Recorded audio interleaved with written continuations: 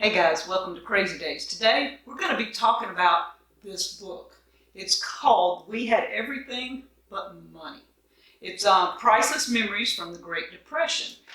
Miss Pat from Utah sent it to me, and I've had several people that I've talked to really want me to just really discuss this book. So I can't read it verbatim, word for word, all down through here, but this book gives a lot of ideas and insight into what people went through in the Great Depression. So what I'm going to do today is talk about basically eating in season.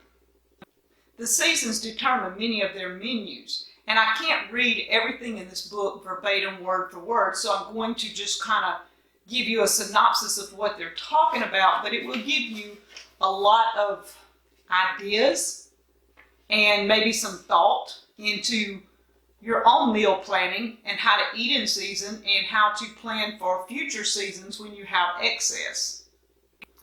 In the 30s, they had to keep their grocery bill to a minimum because most of their money came from selling eggs and cream. Because they had chickens and they had cows, they could sell the excess stuff to buy what they needed. So they didn't buy a whole lot if they could help it.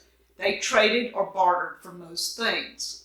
So during the winter, things would get slacker and slacker as far as what they had. So they welcomed spring because they could find rhubarb shoots, the little tender ones, and they could make rhubarb pies. They found wild onions that they added to their eggs to give it a different flavor because, you know, you get tired of just plain eggs if that's all you've gotten. And as it was getting closer to the spring, the wintertime, they have just about exhausted their meat. So they were using their stewing hens, anything that they were culling out of their herd, stewing down and making soups and stews. And they were using what little bits of meat they could get anyway into making a soup or a stew. So the wintertime was big soups, stews type things for them. In the summertime, they didn't have refrigeration. So they only cooked what they could eat in one meal, or two meals, because sometimes dinner and supper interchanged, but they could not refrigerate food, so they did not make huge meals and save it for days and days and days. So their meals were what they could have on hand and cook readily for the day. Their excess vegetables were preserved in many different ways. Their green beans and tomatoes, they canned.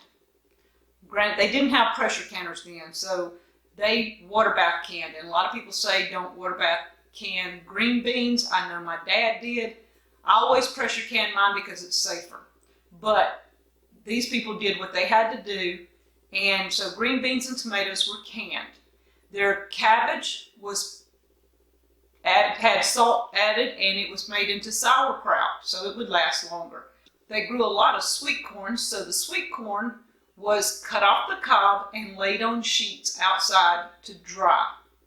In the fall, they would get bushels of peaches and pears or apples, whatever they had available, and they would can those for the fall. If they found grapes somewhere, they made their jellies and jams and stuff like that from those, and that was their sweets for the winter.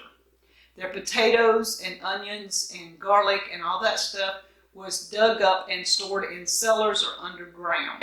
In the wintertime, it was soup season. They made soups out of everything. If they made a thin, brothy soup with veggies and just some flavoring, then that was an appetizer, and maybe they had something to go with it. If they made a thick gravy and made a stewy type soup where it was really thick and filling, then that would be their whole meal. And they had biscuits with everything, or cornbread. If you're in the South, cornbread. But a lot of people had biscuits back then. And they learned to eat potato soup, tomato soup, bean soup. They used everything in a soup. Tomato soup was a specialty for them. They'd open a jar of their stewed tomatoes and heat them, and in a separate boiler, heat their milk from the cow that they had just milked. They would put a little bit of baking soda into the milk to keep the tomatoes from curdling the milk when they were both added together. And they said that was one of the most amazing soups ever. It was a tomato soup. Their food preparation required a lot more time. And I found that out cooking from scratch. It takes more time because if you've got potatoes, you've got to peel them, things like that. Everything takes more time than opening a box or a can and just sticking it in the microwave or whatever. It takes a lot of time to cook from scratch. They also learn to get inventive, and that's something I've had to do over the past 4 years, is to get very inventive. If you're out of cornstarch, what do? They were used to cornstarch, just like we are. They use flour. They went back to the old ways. Honey was substituted for sugar if they couldn't get it. Syrups like maple syrup or like we have cane syrup was substituted for sugar. You learn how to tweak your recipes so that they tasted really well. One of the things that it shows in here is a menu for 15 days, and I'm going to try and see if I can get a picture and throw it up so you can see what all was in the menu. 15 days, $1 a day, this lady fed her family, and it was a large family.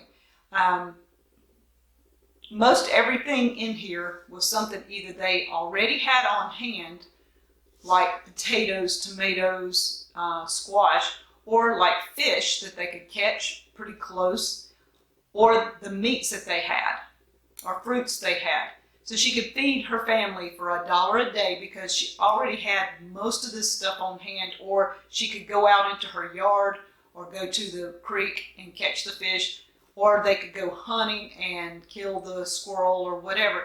They had things that they could do with that. So she fed her family $1 a day. It was pretty awesome. This is just a little bit about this book. We had everything but money.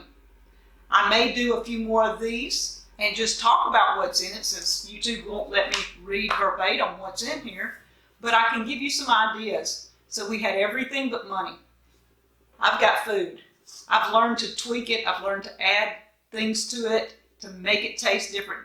I don't just open a jar anymore. I have meals. So you can too. Thank you guys from Crazy Days.